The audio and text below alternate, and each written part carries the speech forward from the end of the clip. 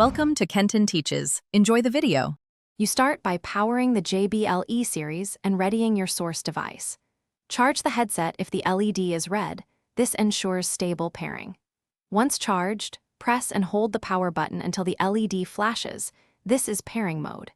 Make sure your phone or computer has Bluetooth enabled in settings and that it is discoverable. Move the headphones within about 3 meters of the device to reduce interference, and then proceed to scan for new devices, so you can select JBL E Series when it appears.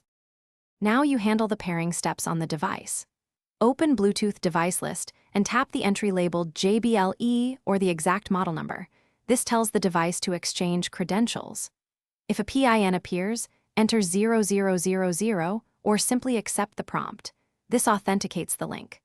Once the OS shows a connected status, play a short audio clip at low volume to verify left and right channels and to confirm latency is acceptable. If you plan to use multiple devices, make sure to disconnect others. Finish by selecting JBL as the audio output and adjusting volume and EQ to your preference.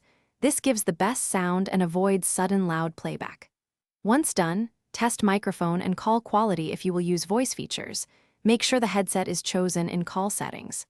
If the headset won't pair, reset it by holding the power button for about 10 seconds to clear previous pairings, then repeat the pairing from the start. If problems persist, move away from Wi-Fi routers and other Bluetooth devices to reduce interference. Thanks for watching. Please subscribe if this video was helpful.